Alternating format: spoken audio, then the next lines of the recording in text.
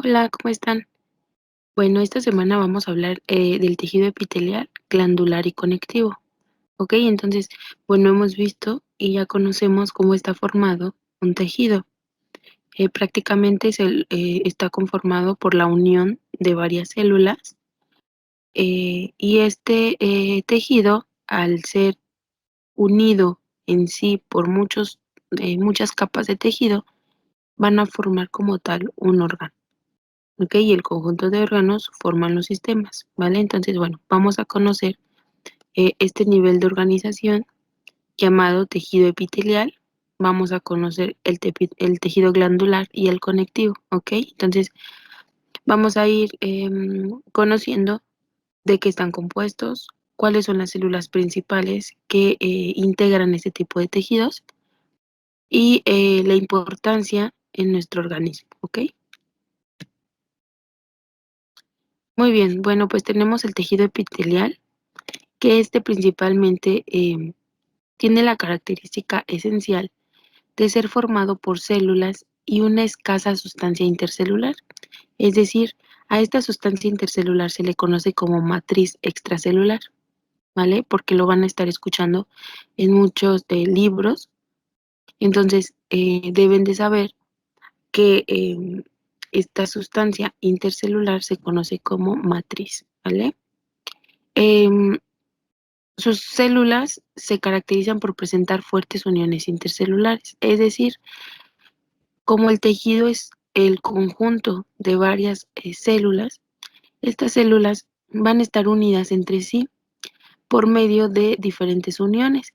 Estas uniones le van a dar las características de permitirle el paso o no a ciertas sustancias, eh, incluso le dan funciones de permeabilidad, de protección, de absorción. Entonces, este tipo de uniones va a depender el tipo de función que realice en sitio del epitelio, ¿ok? Y ahorita vamos a conocer cuáles son estas uniones.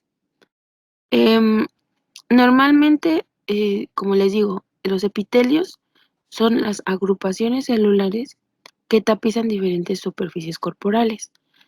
Entonces, tenemos diferentes tipos de epitelios. Epitelio de revestimiento, por ejemplo, es decir, va a cubrir ya sea externa o internamente las cavidades o las estructuras. Por ejemplo, de una manera externa puede cubrir la piel, de una manera interna cubre ciertas cavidades, por ejemplo, la pleura o el pericardio. Y también puede cubrir o bueno, formar diferentes tejidos como el tubo digestivo, el respiratorio, el urinario y los vasos sanguíneos. ¿Ok?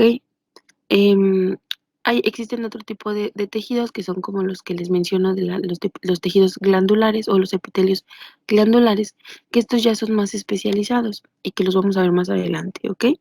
Entonces, otra característica importante del tejido epitelial es que se considera que es avascular, es decir, la irrigación sanguínea no va a venir, o bueno, no va a obtener nutrición directa de un vaso sanguíneo. Habíamos visto que un tejido o una célula que es irrigada o que pasa por ahí un vaso sanguíneo, pues le va a dar el nutriente y a ese término se le llama irrigación. Bueno, pues el tejido epitelial no recibe alguna rama del vaso sanguíneo, por lo que se considera que el tejido epitelial es avascular. ¿Y de dónde van a obtener sus nutrientes? Ah, bueno, pues precisamente se nutre de la capa continua, que es el tejido conectivo.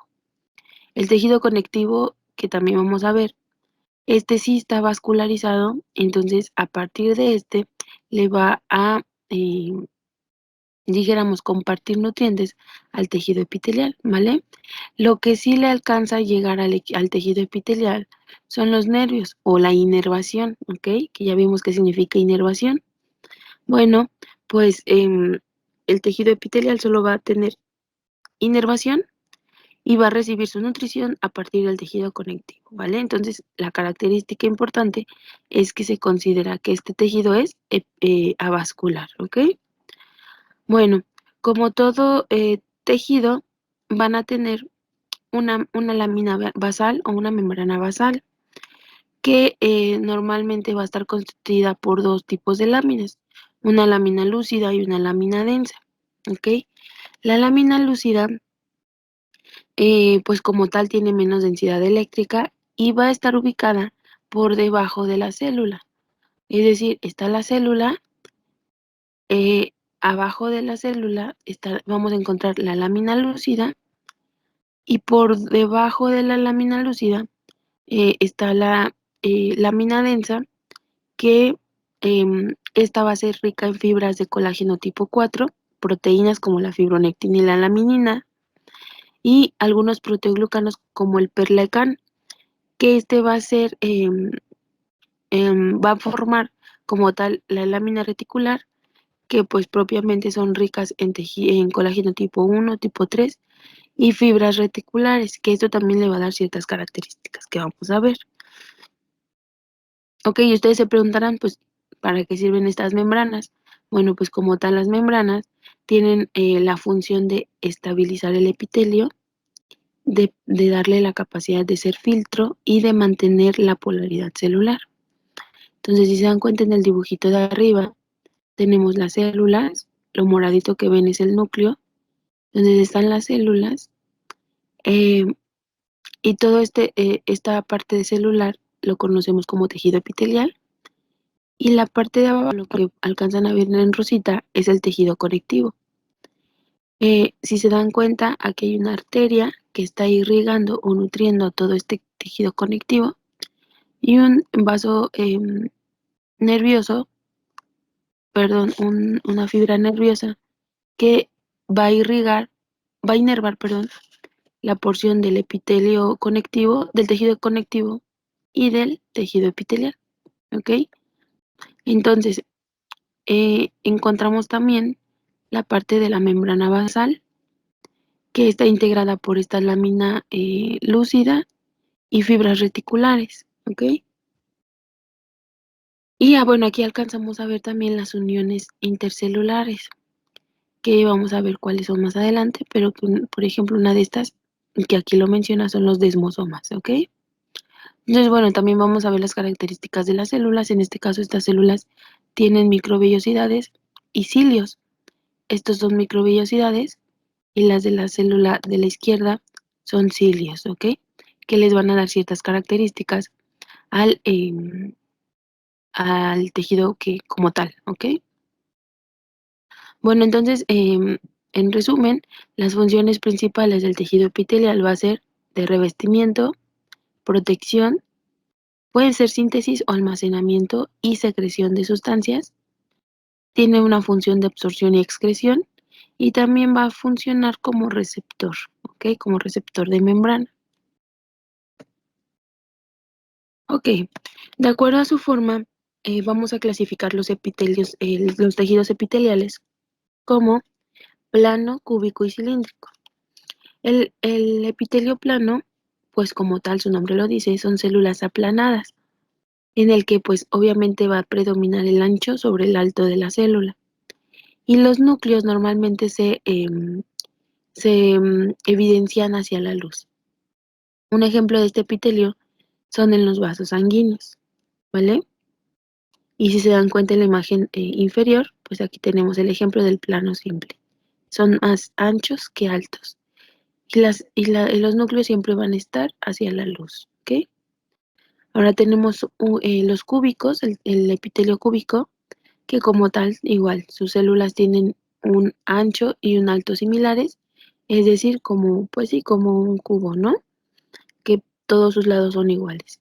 Entonces, normalmente es la proporción de altura y grosor, pues es la misma. Y entonces le da esta característica de ser cubo. Su núcleo es esférico y central. Entonces, prácticamente este es central. Vamos a encontrarlo centralmente el núcleo, ¿ok? El ejemplo de un tejido eh, cúbico, vamos a encontrarlo en los túbulos renales. Tenemos el otro epitelio que es el cilíndrico, en el cual sus células son altas. En este la altura va a predominar sobre el ancho, entonces le da esta forma de ser cilindro. Los núcleos normalmente tienen forma ovoidea y se van a ubicar en la zona basal, es decir, en la última parte, ¿no? En la parte más baja. Y un ejemplo de este epitelio es el intestino. Entonces se dan cuenta, de aquí, este epitelio pues está más alargadito, el núcleo incluso se ve un poquito más grande, pero lo vamos a encontrar casi siempre sobre la base. Acuérdense que debajo de las células tenemos el epitelio basal, perdón, la membrana basal, ¿ok? Que está conformada por lámina lúcida, lámina densa, ¿vale? Ok, entonces esto fue de acuerdo a su forma. Tenemos plano, cúbico y cilíndrico. De acuerdo al número de capas, también los vamos a clasificar, que esto también va a ser muy importante. Tenemos el tejido epitelial simple, está formado por una sola capa de células. Un ejemplo de esto es el mesotelio, que son membranas serosas como la pleura, el pericardio y el peritoneo. Entonces, prácticamente solamente es una capa. Por ejemplo, aquí tenemos el ejemplo del el epitelio plano simple, ¿ok? Si se dan cuenta, solo es una capa de células. Tenemos el epitelio estratificado, en el cual posee varias capas de células. Un ejemplo muy claro de este es la piel, en el cual pues van a diferenciarse sus capas y que van a ir teniendo diferentes formas, ¿ok? Entonces, bueno, aquí ya sabemos que tienen diferentes capas la piel, que tiene el estrato espinoso o la capa de Malpighi, tienen escamas córneas y se considera que el epitelio de la piel es plano estratificado, es decir, las células son en formas planas, pero está compuesto por diferentes capas y que se considera que es queratinizado y que por eso nos da el color. Y con escamas córneas, ¿vale? Entonces nos hace ver o nos da la característica de tener una piel gruesa. Em, y si se dan cuenta, está aquí, en la parte derecha o en el lado derecho, tenemos el epitelio plano. Si se dan cuenta, las células son planitas, pero son en diferentes capas. Y también, si se dan cuenta, son de diferentes formas. Las últimas de la base pueden ser cúbicas. Cúbicas y van siendo conforme se van haciendo más las capas hasta llegar a las últimas capas que son ahora sí planas, ¿ok? Ahora, otro tipo de epitelio es el pseudoestratificado. Esto quiere decir que pseudo significa probable, por ejemplo, o casi estratificado, ¿no? O que le da la apariencia de estratificado, pero que no es en realidad, ¿no? Entonces, estratificado dijimos que son varias capas. Si es pseudoestratificado, entonces le va a dar esta condición o esta característica de parecer de varias capas, pero que simplemente son una sola capa de células. Entonces, en esta, por ejemplo, son células cilíndricas, pero que van a tener diferentes alturas. Unas son más altas que otras. Y los núcleos, por ejemplo, van a estar pues como tal en el centro, otros van a estar hacia la luz y esta diversidad pues le va a dar la característica de parecer pseudoestratificado.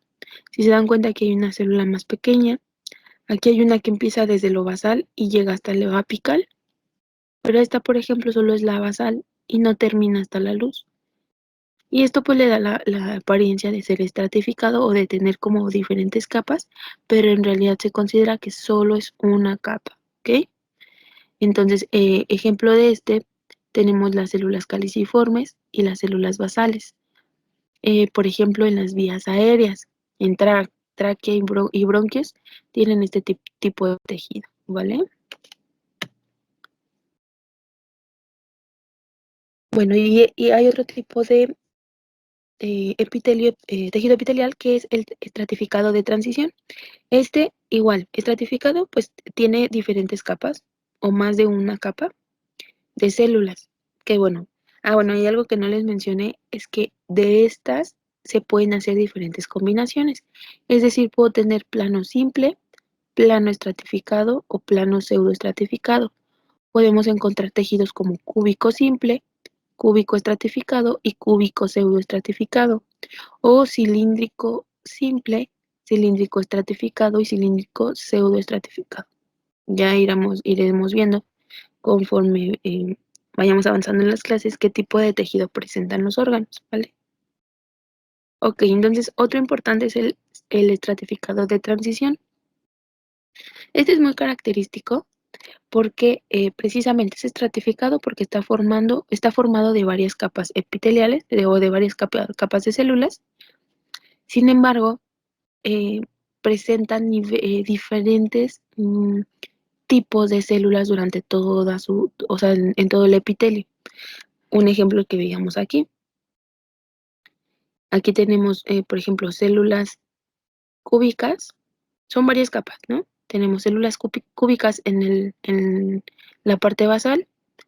Conforme va avanzando las capas, van creciendo las capas, se va convirtiendo en planas, ¿no? Células planas. Este cambio se considera de transición y va a depender de acuerdo a la función que esté realizando. Por ejemplo, en la vejiga, en los uréteres, en el uroterio como tal, van a cambiar estas células. ¿Ok? Entonces podemos encontrar células cúbicas y al final terminan siendo, o sea, la última capa del epitelio termina siendo de conformación plana o de forma plana, ¿vale? Em, entonces, bueno, ciertas formas van a ser derivadas de la función que realiza cada epitelio o cada órgano, ¿vale? Entonces, bueno, aquí también tenemos una imagen donde podemos ver el epitelio simple, la lámina basal, si se dan cuenta. Aquí tenemos el epitelio simple cúbico, es decir, que está en forma de cubo la célula, pero solo es una capa de células, ¿vale? El pseudoestratificado, que si se dan cuenta, pues las células son de diferentes tamaños y le da esta apariencia de tener varias capas, pero que en realidad solo es una. Tenemos el simple prismático, que es como el cilíndrico. El estratificado plano, es decir, que tiene diferentes capas de células planas. El estratificado prismático, que es prácticamente diferentes capas de células cilíndricas. Y el cúbico, igual, estratificado cúbico, que son más de una capa de células cúbicas. ¿Ok? Y bueno, en la parte de abajo vemos tejidos histológicos. Eso moradito es un tejido o un corte histológico. Cortan el tejido y lo ven al microscopio y así es como se alcanza a ver, ¿vale? Esto es una forma natural. Entonces en esta parte tenemos tejido simple, que es formado por una sola capa de células. Y el estratificado, si se dan cuenta, lo más moradito o redondito pues son los núcleos. Entonces nos está diciendo que son varias capas de células. Aquí tenemos más imágenes, el pseudoestratificado, diferente forma, diferente tamaño. Bueno, no, forma casi son las mismas. Se considera que son cilíndricos o prismáticos, pero bueno, el tamaño es el que varía, ¿vale? Y este sería una imagen animada y aquí vemos una imagen real en un corte histológico. Si se dan cuenta, vean, aquí hay estos redonditos son los núcleos de las células. Aquí hay una célula, acá hay otra célula que está más chaparrita o más chiquita, y aquí tenemos una que va de lo basal o a lo apical, y le da esta característica o esta pues imagen o apariencia de ser de diferentes capas, pero realmente solo es una, ¿vale? Y aquí tenemos el epitelio de transición en el que vamos a encontrar el tejido plano, por ejemplo, y que después se va haciendo más cúbico, etcétera, ¿vale? Bueno, ahora hablábamos de las uniones intercelulares. Estas uniones, bueno, van a darle las características a estas células de mantenerlas adheridas entre sí, o sea, las une como tal célula con célula y que también le van a dar esta capacidad de unirse o de permanecer unidas a la membrana basal. Y entonces esto les va a permitir una comunicación e interacción entre las mismas células. ¿Ok? Entonces, bueno, tenemos diferentes tipos de uniones. Un tipo de unión son las oclusivas. Este tipo de uniones oclusivas prácticamente son uniones estrechas o que más comúnmente las conocemos como sonula occludens, ¿vale? Esta sonula occludens se va a adherir firmemente las membranas plasmáticas de las células adyacentes o las células contiguas por medio de esta franja de conexión que está situada cerca al borde apical. Y bueno, forma anillos que, como lo ven en la imagencita, forman estos anillos que están constituidos por proteínas transmembranas, estas proteínas que atraviesan toda la membrana de la célula y que las conocemos como ocludinas, ¿vale? Prácticamente, y como su nombre nos da a imaginar, pues van a restringir el paso de sustancias entre células y prácticamente las ocluyen como tal y evitan que haya intercambios de sustancias entre una célula y otra. Dijéramos que esta es la pared de una célula y esa es la pared de otra célula. Al unirse, al estar juntas estas dos células, van a tener este tipo de proteínas en su membrana que las van a unir, las van a abrazar y forman esta red uniéndolas o ligándolas y de esta manera impiden que haya este paso de sustancias, ¿vale? Otro tipo de uniones son las comunicantes. Estas, por ejemplo, forman canales o uniones en hendidura, que prácticamente estos canales los conocemos como conexones y que van a comunicar a los citoplasmas de la célula. Em, como tal, pueden pasar solutos, pero no macromoléculas. En este tipo de uniones son más selectivas, es decir, aquí sí dejan o sí permiten el paso de algunas moléculas, pero que no sean de tanto tamaño o de mayor tamaño. Y bueno, como tal les digo, forman este canal que va a ser hidrofílico y prácticamente mantiene comunicación entre el citoplasma de una célula con el citoplasma de la célula contigua. Y pues de esta manera permiten el intercambio de iones, ¿ok?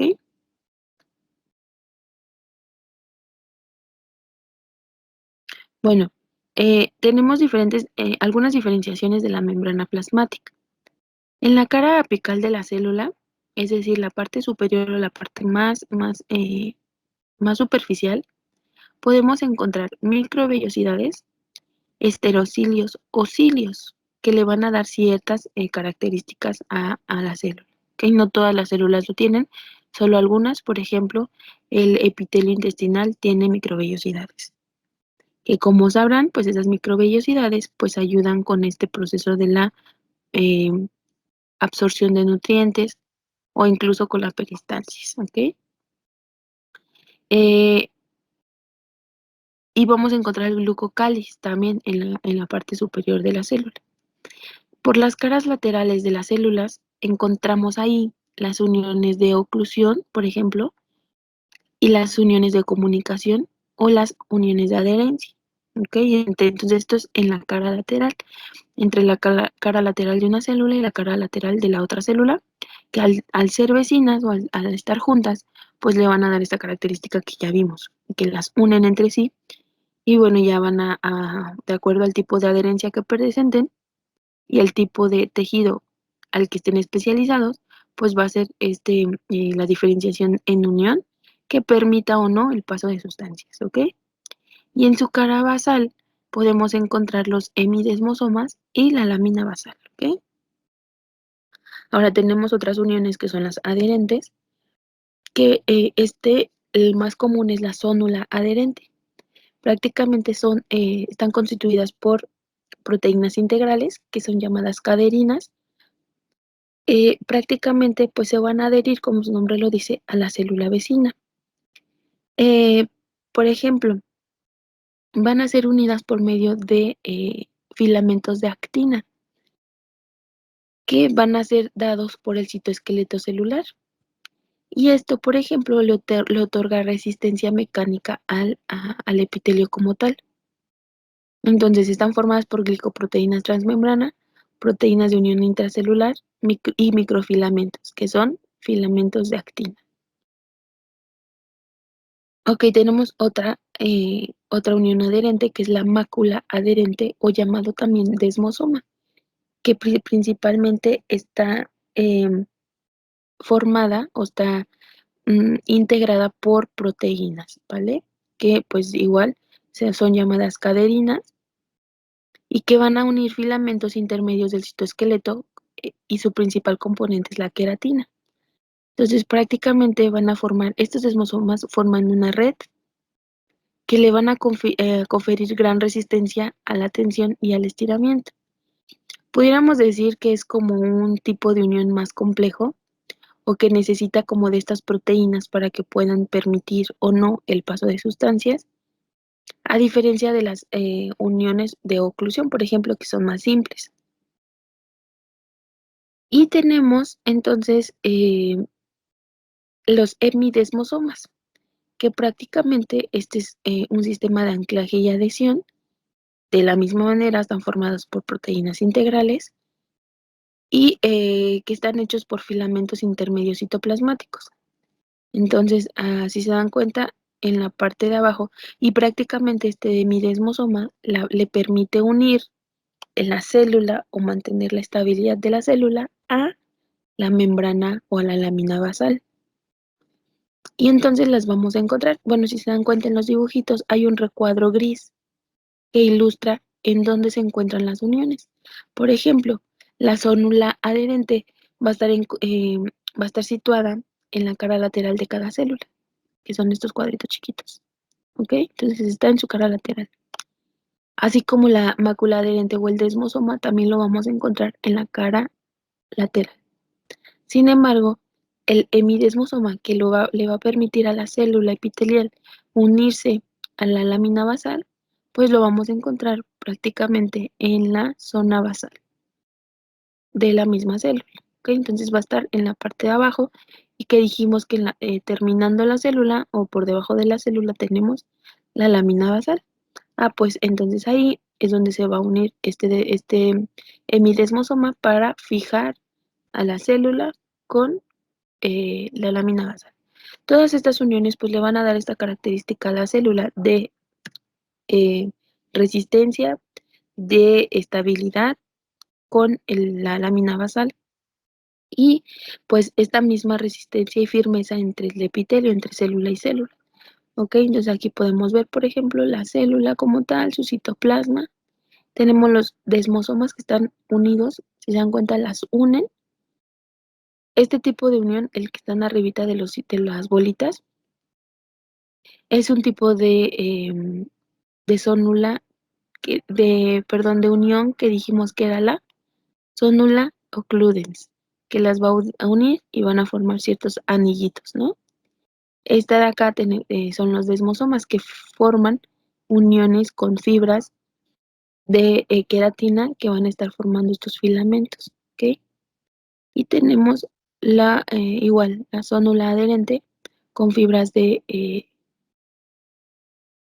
perdón, sí, con fibras como tal fibronectina y tenemos los hemidesmosomas que están en la cara basal, ¿vale? Ok, bueno, pues hablando del tejido glandular, que este ya es un tejido especializado, prácticamente desempeñan un papel fundamental en la biología humana y animal, es decir, porque pues todo ser vivo tenemos glándulas, ¿no? Prácticamente este tejido epitelial va a ser productor de sustancias que van a ser esenciales para muchos procesos fisiológicos de nuestro organismo. Entonces, por eso es importante que nosotros podamos conocer cuáles son estos principales tipos de secreción, cuál es la función y cuál es la clasificación de de este tejido epitelial glandular. Ok, vamos a conocer su importancia y cómo va a mantener la homeostasis de nuestro organismo, ¿vale? Ok, una función principal del epitelio glandular es que precisamente se encarga de esta síntesis y secreción. ¿Secreción de qué? Bueno, pues de sustancias químicas eh, que van a ser diferentes al plasma sanguíneo y al líquido intersticial y que prácticamente estas sustancias químicas van a ayudar o van a conferir ciertas funciones a nuestro metabolismo y que tienen que ser necesarias para cumplir nuestra función y mantener precisamente nuestro organismo en equilibrio. Ok, entonces van a producir gránulos de secreción, los cuales van a ser formados o almacenados en vesículas y que van a estar propiamente, pues como guardados en el citoplasma. Ok, entonces esto que secreta la glándula va a ser sintetizado propiamente por el tejido glandular, va a ser almacenado en forma de vesículas en el citoplasma de la célula para que prácticamente los mantiene listos para que cuando se necesiten estén en el momento para ser liberados y entonces puedan realizar su función, ¿ok? Entonces esta liberación pues van a ser mediadas por estímulos específicos o señales, ¿ok? Entonces, como les digo, van a estar expensos o a expensas de este estímulo y entonces el mecanismo de liberación de estas sustancias se activa en presencia de señales, ya sean hormonales o nerviosas, por ejemplo, y que van a sincronizar esta liberación de gránulos de secreción que ya en su momento fueron secretados, ¿vale? O bueno, que fueron sintetizados.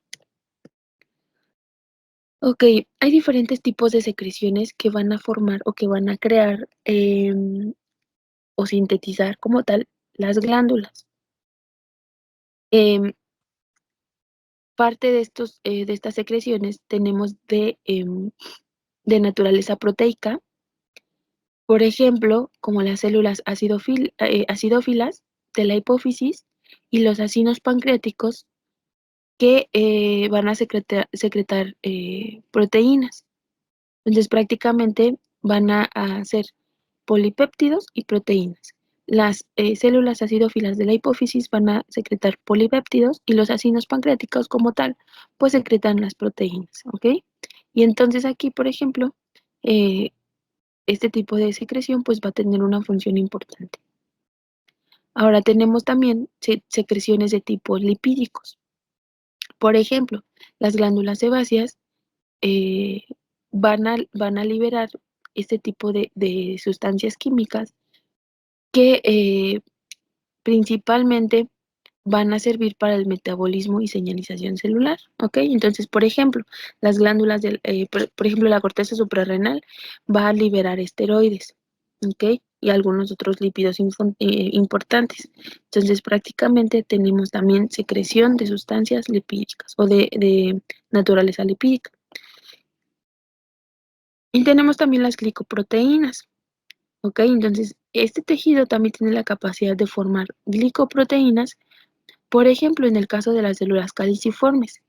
Y entonces, pues si se dan cuenta, vean el tipo de complejidad que debe de tener este tejido epitelial para formar diferentes tipos de secreciones.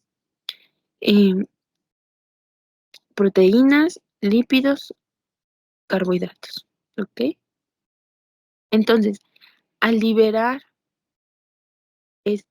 una célula, al sintetizar este tipo de secreción y al liberarlo, prácticamente también depende del tipo de unión que esté presentando con las células adyacentes o las células vecinas. ¿Ok? Por eso es importante que tienen que mantener como esta permeabilidad y de ser selectivas a las sustancias que dejan pasar o no.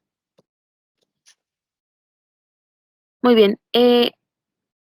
Obviamente tenemos una etapa de desarrollo embrionario en la que pues desde este momento empiezan a formarse estos epitelios y entonces prácticamente desde este desarrollo embrionario pues van formándose una lámina basal epitelial en el que pues va a estar siempre en interacción con el tejido conjuntivo que va a ser importante para el crecimiento del epitelial. O sea, sin tejido conectivo no hay tejido epitelial. Porque dijimos que el tejido conjuntivo le va a dar el nutriente al tejido epitelial.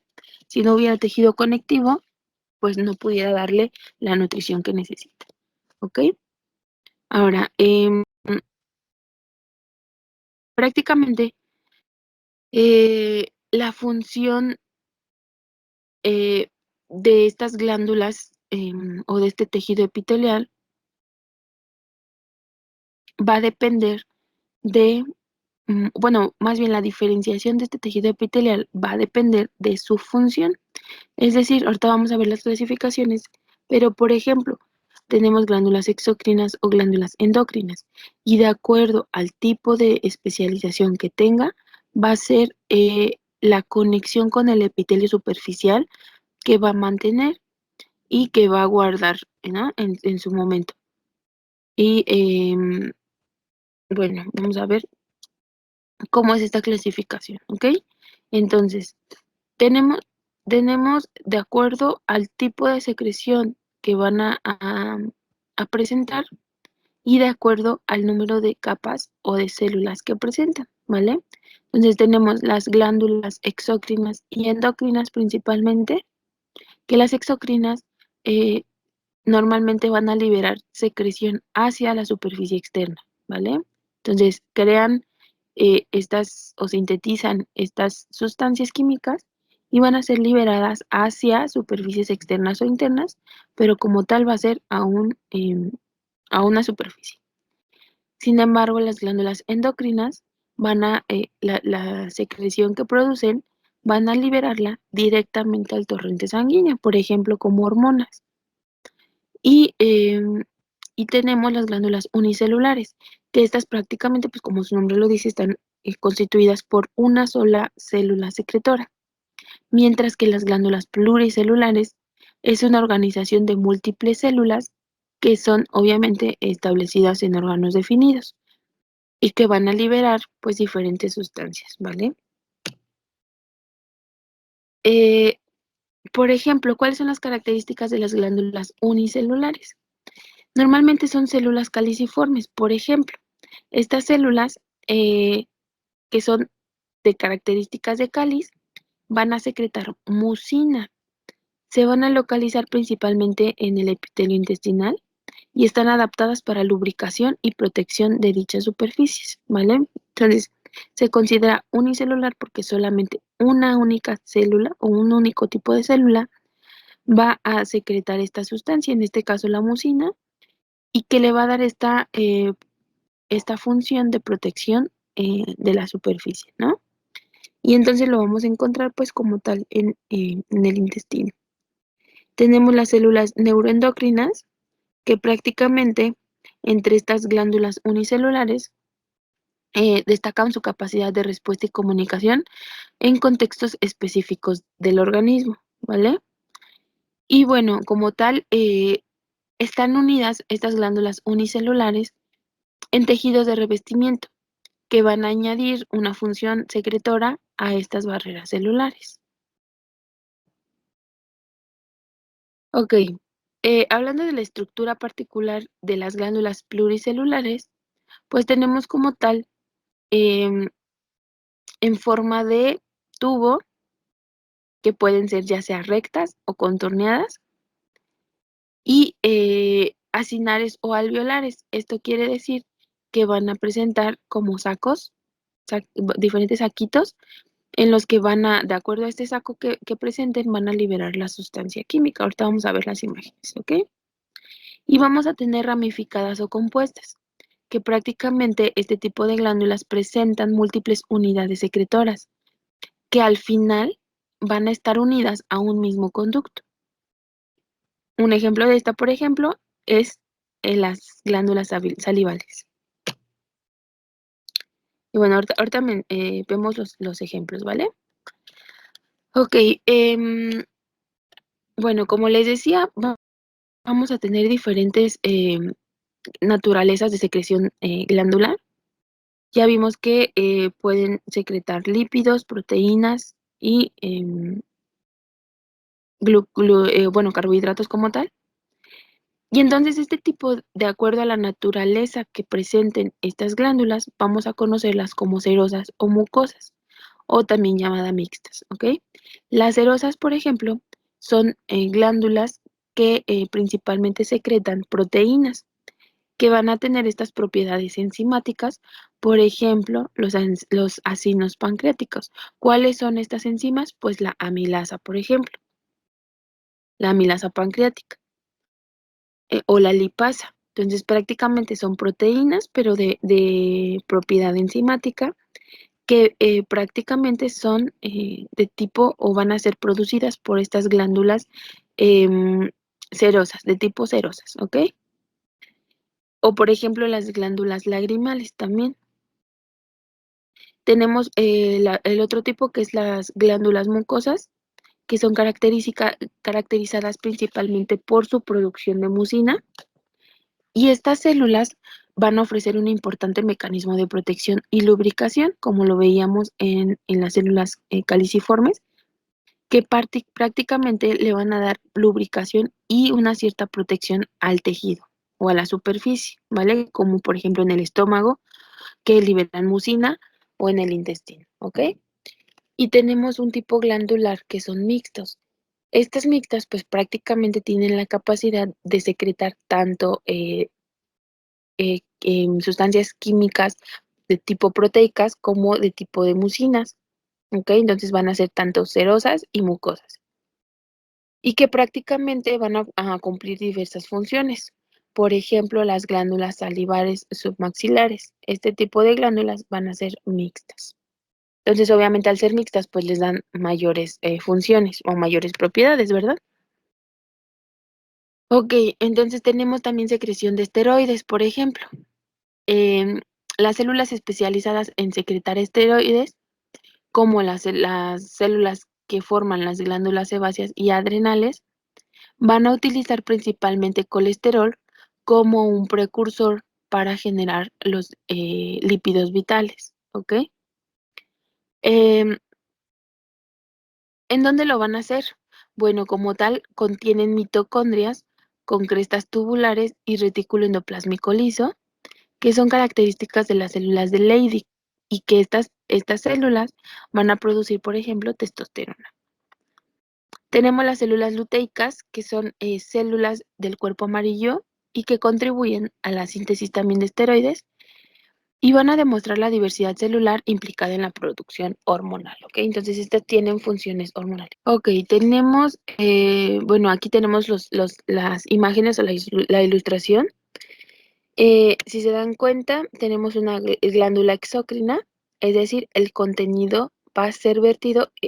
Podemos ver esos puntitos negros, es la secreción.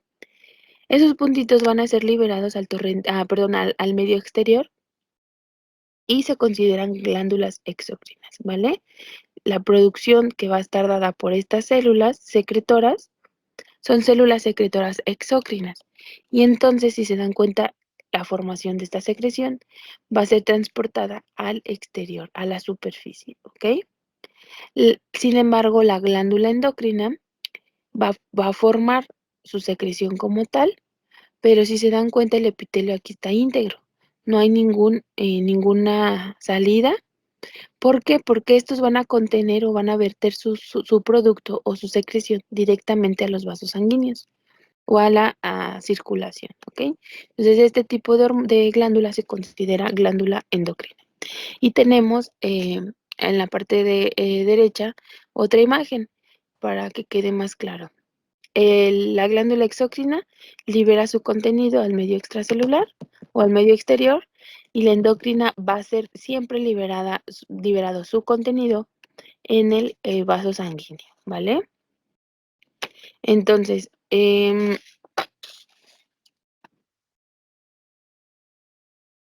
vamos a... Ok, las cerosas, pues ya los mencionaba, secretan un material acuoso rico en proteínas, como las enzimas, ejemplo, la glándula parótida, y también pusimos otro ejemplo como la glándula pancreática, ¿no? Las mixtas a tener secreción tanto mucosa como serosa, y prácticamente el producto de esta secreción va a ser liberado también al torrente, perdón, al medio externo, ¿ok? Entonces, bueno, si se dan cuenta, también vamos a tener otra clasificación de las glándulas que son de acuerdo al mecanismo de secreción. Es decir, podemos encontrar glándulas merocrinas, apócrinas y holocrinas. Es decir, las glándulas merocrinas prácticamente liberan la secreción del sistema de endomembranas y luego de la célula va a salir por un proceso que se llama exocitosis, que prácticamente liberan esta secreción al medio exterior. Por ejemplo, el páncreas. Y tenemos las apócrinas, que estas, la secreción va a salir en forma de gotas que va a estar rodeada de membrana y con parte del citoplasma, por ejemplo, la glándula mamaria. ¿Ok? Entonces, si dan cuenta en el dibujito, tenemos la merocrina que simplemente va a liberar su secreción al medio externo y pues va a ser como tal excretado, ¿vale? Y si se dan cuenta, la apocrina libera cierta parte, es decir, se va a liberar junto con estas sustancias una pequeña parte de tejido epitelial o de la misma célula, de esta membrana celular, y entonces van a ser como envueltas con esta misma secreción, ¿ok? Esa es la apocrina, que al final va a ser liberada también al medio externo. Y la holocrina van a sufrir como tal cambios degenerativos durante el proceso de secreción, en el que, pues obviamente también toda la célula se va a desprender. Y en este, por ejemplo, tenemos la glándula sebácea de la piel, en el que también, pues, experimentamos esta degeneración y esta pérdida de célula o recambio celular, ¿vale? Entonces, vean, en la parte superior tenemos ejemplos del tejido histológico, eh, las glándulas mucosas, las glándulas serosas y las mixtas, ¿ok? Que tienen de las dos conformaciones. Em, ok, bueno, entonces como tal, la célula endocrina y la exocrina, que son como las mayor o a grandes rasgos la clasificación, la endocrina se considera el parénquima de células secretoras y es parte de su estroma va a ser el tejido conectivo, células y fibras, vasos sanguíneos y linfáticos, así como nervios, ¿ok? Y la exocrina, prácticamente su parénquima es de células secretoras, que son adenómeros y conductos excretores, y el estroma va a estar conformado por tejido conectivo, vasos sanguíneos, linfáticos y nervios también. ¿Ok? Entonces, prácticamente em, una célula, o bueno, un conjunto de células que elabora una secreción en las glándulas exocrinas, se les va a denominar adenómero. ¿Ok? Entonces, prácticamente estas células que secretan o que van a sintetizar sustancias químicas, ya sea proteica, ya sea serosa, los vamos a conocer como adenómero, ¿ok? Y entonces pues se van a clasificar estos adenómeros eh, en tubulares, acinosos y alveolares, que lo que les decía, los tubulares, por ejemplo, pues como su nombre lo dice, son cilíndricos. Los alveolares pues están como envueltos en este saco y los acinosos como tal van a presentar, van a ser un claro ejemplo de las glándulas sudoríparas, por ejemplo, ¿no? Entonces, vamos a encontrar glándulas acinosas. Y en un ejemplo claro es la glándula sudorípara. Las glándulas acinosas ramificadas, como ejemplo tenemos las glándulas sebáceas, y las glándulas tubulares simples, como ejemplo tenemos las criptas de Lieberkühn, y las glándulas tubulares ramificadas, que como ejemplo tenemos las glándulas gástricas, ¿ok? Bueno, tenemos las glándulas túbulo-alveolares, que prácticamente las vamos a encontrar estas en las glándulas mamarias. Las glándulas túbulo-acinosas, que las vamos a encontrar en el páncreas, ¿ok? Ok, entonces, bueno, en la parte de abajo, pues seguimos viendo tejido histológico, para que vean algo como real, así es como se ve un corte de alguna glándula, en el que vamos a ver, pues, las capas de tejido, la forma y el epitelio cúbico, por ejemplo, o el epitelio glandular. Em, Aquí tenemos más imágenes, podrán ver el epitelial cilíndrico simple, el estratificado de transición, el epitelio glandular mucoso, el cúbico simple, el plano estratificado y el plano simple, ¿ok? Y aquí tenemos el epitelio como tal glandular, en el que se dan cuenta, pues están estas células de secreción que van a estar liberando las sustancias. Em, y bueno, diferentes, por ejemplo, esta es una glándula mamaria. El conducto, que sería esta parte del conducto, pues es este tejido como un corte transversal. Ok, y aquí pues tenemos como tal ya la unión intercelular, ¿vale? Ok, ahora vamos a hablar de del tejido conectivo, ¿vale?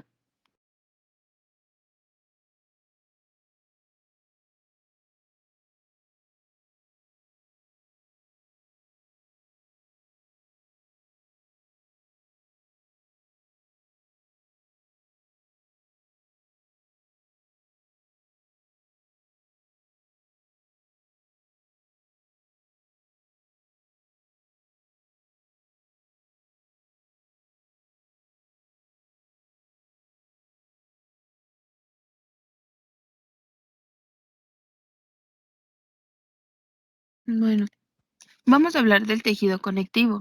Prácticamente el tejido conectivo eh, es el principal constituyente del organismo y sabemos que es fundamental para que pueda estar o pueda existir el tejido epitelial, ¿ok?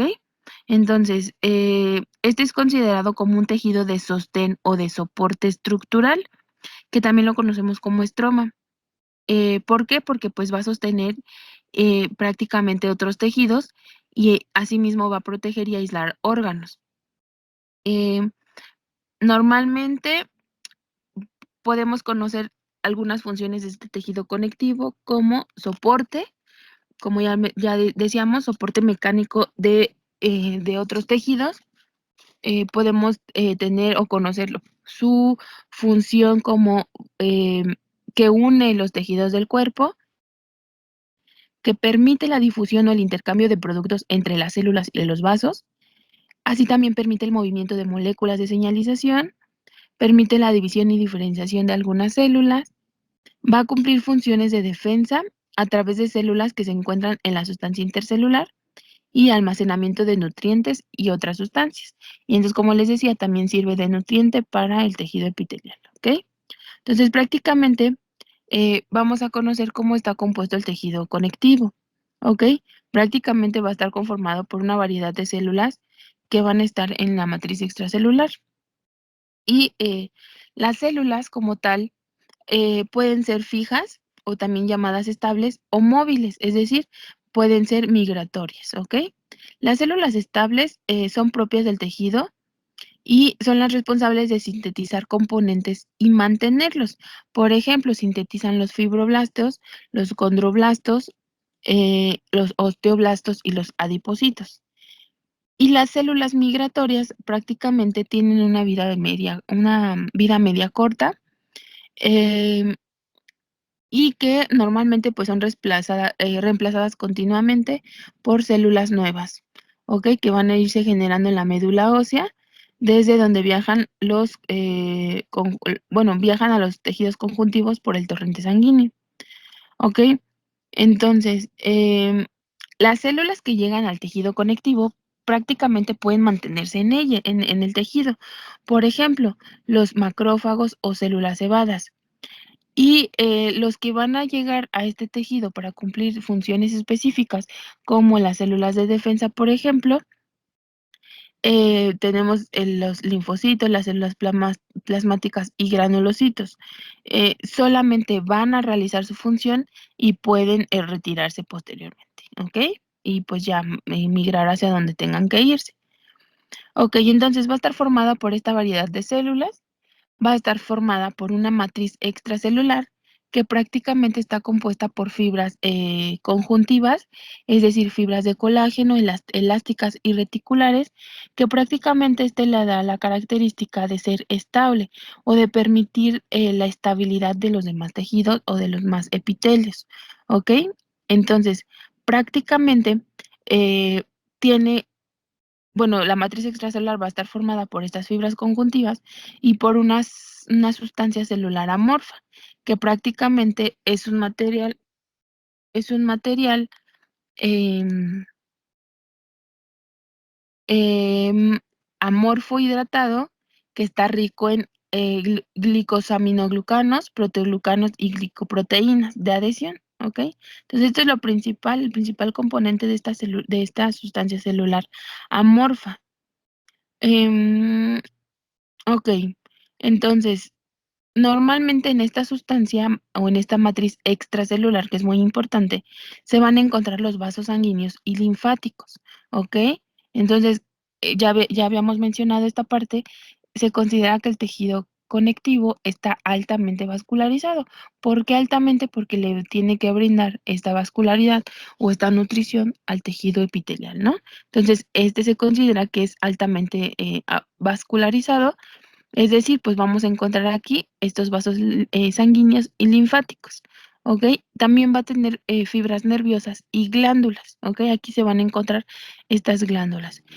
Em, y bueno, de acuerdo según a la cantidad de componentes que tenga el tejido conectivo, pues van a conocerse las diferentes formas o componentes del cuerpo, ¿vale?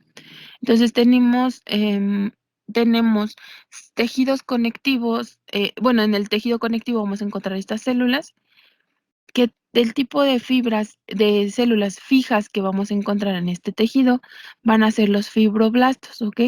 Que prácticamente el fibroblasto le va a dar una composición mayor a este tejido conectivo. Prácticamente es una célula fija que es de gran tamaño, tiene diferentes formas y que permite, o bueno, más bien va a emitir diferentes prolongaciones y que van a ser capaces de sintetizar tropocolágeno, glicoproteínas y proteoglucanos, ¿ok? Entonces, prácticamente esta síntesis de estas sustancias le van a dar como parte de la característica propia del mismo tejido conectivo, ¿ok? Entonces, em, bueno, si pueden ver, ahí tenemos la imagen de los fibroblastos, o son los núcleos de las células fibroblastos, y que suelen ser alargadas, ¿ok? Entonces, prácticamente mm, podemos encontrar las células o los fibroblastos en reposo o en movimiento, ¿ok? Que van a variar su forma de acuerdo a la situación en la que se encuentren. Ok, entonces, ¿cuáles son las funciones de estos fibroblastos? Bueno, pues como tal, van a ser capaces de formar fibras de colágenas y elastinas, que les digo que prácticamente le dan el sostén a este tejido. Van a producir esta sustancia fundamental que es la matriz extracelular y entonces tienen la capacidad de sintetizar y fagocitar el colágeno y diversos componentes de la misma matriz extracelular, ¿ok? También le dan esta capacidad de contractilidad y motilidad en la organización estructural de este tejido conectivo y también tienen esta capacidad de producir citocinas y de promover la destrucción de tejidos y estimular la propia reabsorción ósea que está medida por osteoclastos, ¿vale? Entonces, esto es como tal de las células fibroblásticas o del fibroblasto como tal. Y tenemos otro tipo de células que son los adipocitos. Prácticamente este tipo de célula es fija de origen mesodérmico, esto en cuanto a su desarrollo embrionario, va a ser de tamaño grande y forma redondeada, perdón, y tiene una vacuola que prácticamente lo vamos a encontrar como en forma de gota y que va a representar prácticamente el 95% de su peso celular y va a desplazar al núcleo en su mayor proporción y a todos los organelos, ¿no? Entonces, si se dan cuenta, en la imagen inferior derecha, pues tenemos el adipocito en el que la vacúola está desplazando como tal al núcleo y es una vacuola en forma de gota, prácticamente. Y esto pues le da como que esta característica de ser como redondeada, ¿no? Em, como tal, el adipocito se va a clasificar en unilocular. Como tal, el adipocito se va a clasificar en unilocular o grasa blanca y multilocular o grasa parda, ¿ok?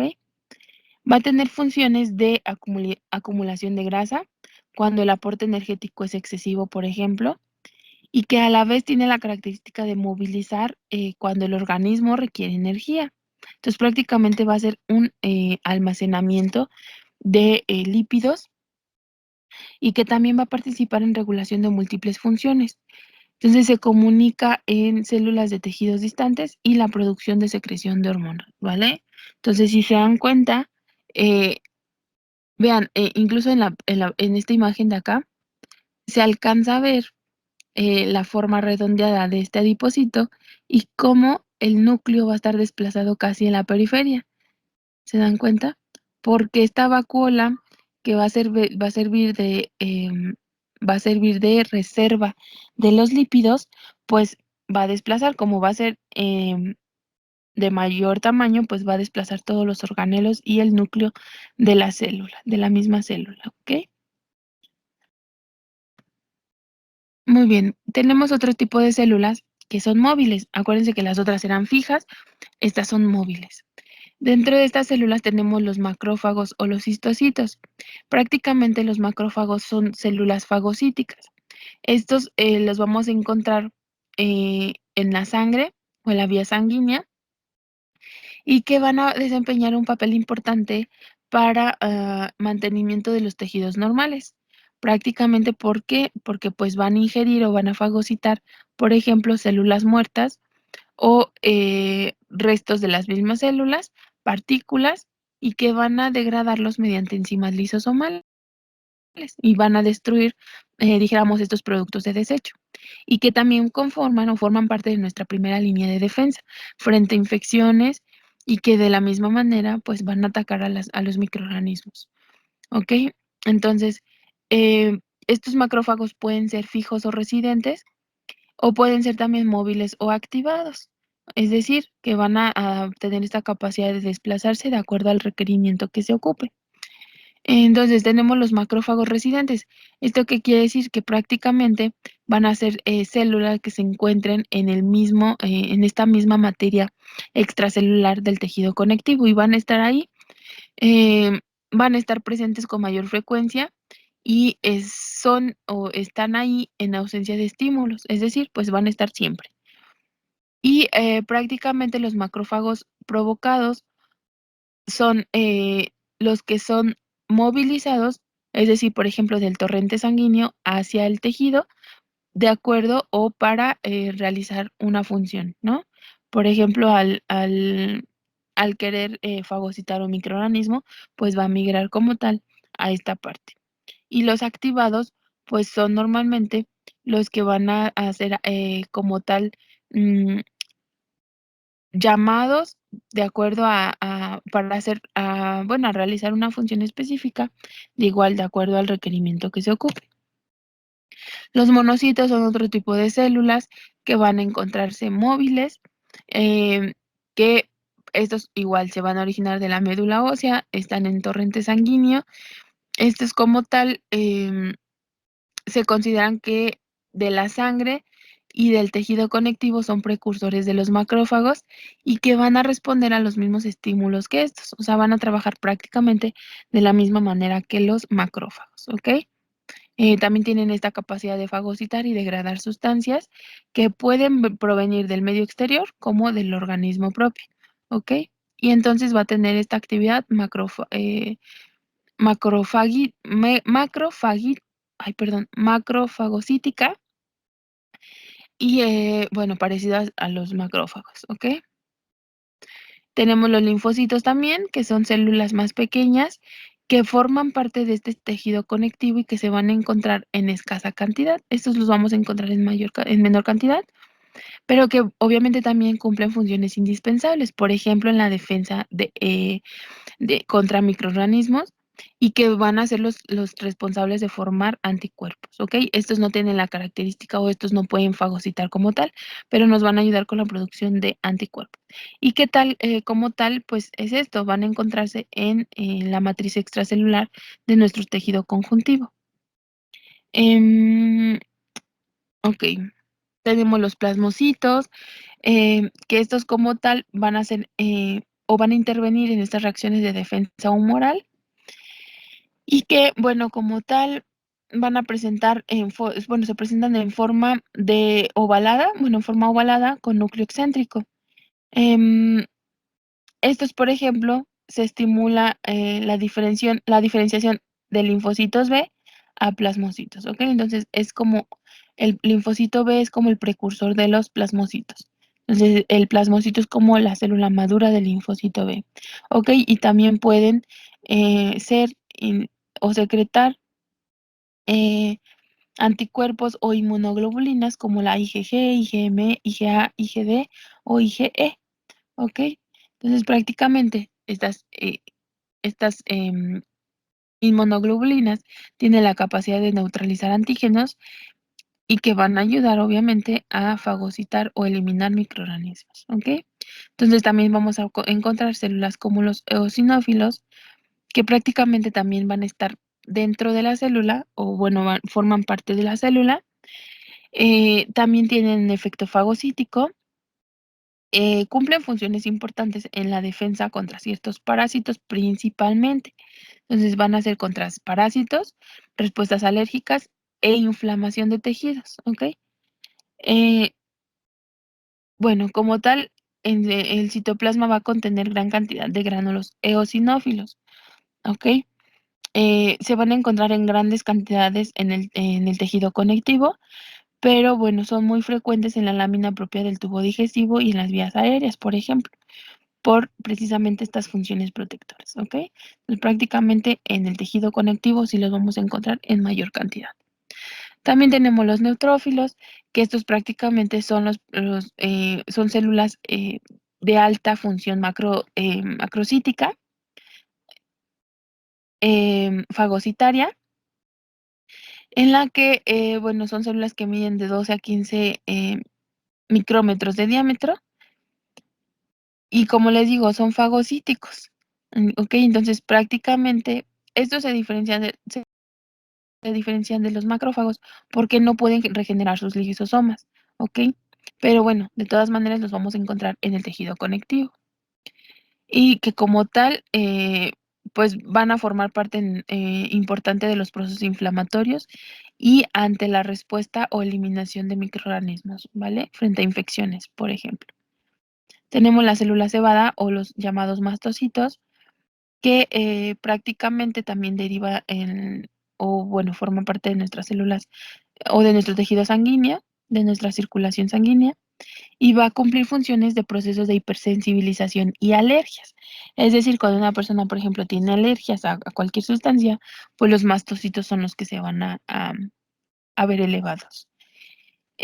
Prácticamente tienen la capacidad de secretar sustancias como la histamina, precisamente ante un proceso de alergia, pues se va a dar esta liberación de histamina y también de heparina. Esto al comienzo del proceso inflamatorio, ¿ok?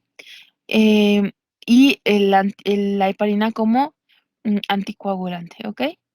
Em, bueno, estos como tal son semejantes a los basófilos y los vamos a encontrar en tejidos conectivos, principalmente en la piel, del peritoneo y de las serosas, ¿ok? Entonces, prácticamente em, en tejidos intestinales y respiratorios, ¿vale? Porque precisamente si activa esta parte de la alergia, pues todo va a ser el respiratorio. Ok, vamos a tener componentes extracelulares que prácticamente se van a diferenciar en el líquido intracelular o sustancia fundamental. Y vamos a tener o vamos a encontrar en este medio fibras de colágeno, que estas son las más abundantes del tejido conectivo. Van a variar su grosor de 1 a 10 micrómetros y se van a agrupar en heces. Prácticamente están compuestas por microfibrillas, ¿ok? Entonces, eh, son sintetizadas por los fibroblastos, ¿vale? Ya lo habíamos mencionado. Los fibroblastos sintetizan estas fibras de colágeno que van a ser flexibles y lo que le van a dar la característica de movimiento o esta mayor capacidad de movimiento al tejido conectivo, que al mismo tiempo, además de darle movimiento, le va a dar estabilidad o resistencia al mismo tejido, ¿ok? Y por eso lo hace un tejido de soporte. La función principal del colágeno es fortalecer el tejido conectivo, ¿ok? Entonces, en este pertenecen a las proteínas de tejido o de tipo fibroso. La proteína más abundante es el colágeno, aproximadamente lo encontramos el 30% total de todas las proteínas. Y en el tejido conjuntivo o en el tejido conectivo va a brindar resistencia mecánica, ¿ok? Em, muy bien. Bueno, eso es como lo importante. Y aquí tenemos las fibras colágenas, elásticas y reticulares, que en su conjunto le van a dar, al unirse estas fibras, le van a brindar, por ejemplo, esta función de soporte y de elasticidad, así como de resistencia. ¿Ok? Bueno, tenemos las fibras reticulares, que estas se presentan en forma de redes, de donde pues deriva su nombre reticular. Pueden observarse con microscopio como coloración con plata. Están formadas por microfibrillas, como el colágeno, pero que no se van a agrupar en heces. Están formadas por moléculas de tropocolágeno y se presentan como abundancia en los tejidos conectivos densos. ¿Ok? Entonces, esta fina red se relaciona con las células de músculo liso debajo del endotelio de los capilares y forma parte de los epitelios de la membrana basal. Es decir, va a formar la lámina reticular. ¿Se acuerdan que teníamos una lámina lúcida y una lámina reticular? Bueno, pues esta va a estar formada principalmente por estas fibras, ¿vale? O estas redes. Y su función, al igual que la del colágeno, por ejemplo, es la de sostén. Y si se dan cuenta, aquí están. Les mencionaba que no se forman o no se agrupan en heces, por ejemplo, a diferencia de estas de colágeno, en las que sí son fibras de colágeno, pero que se van a clasificar o se van a unir en como tal, en heces o en fibras de colágeno juntas, ¿vale? Son microfibrillas que se van a formar en estas heces. Sin embargo, las de fibras reticulares no se van a unir, van a estar por sí solas, ¿ok? Las fibras elásticas se ramifican y anastomosan formando una red. Anastomosar significa unirse. Y están constituidas por microfibrillas que son agrupadas en heces y que su componente fundamental es la elastina, ¿ok? Esta proteína no se degrada por enzimas proteolíticas, prácticamente es degradada por la elastasa, que es una enzima pancreática. La elastina se forma a partir de la tropoelastina. Las células que sintetizan la proteína de la fibra elástica son de origen mesenquimática y prácticamente la función de estas fibras elásticas, pues su nombre lo dice, le va a brindar esa elasticidad al tejido conectivo que facilita su movimiento como tal, ¿no? En general.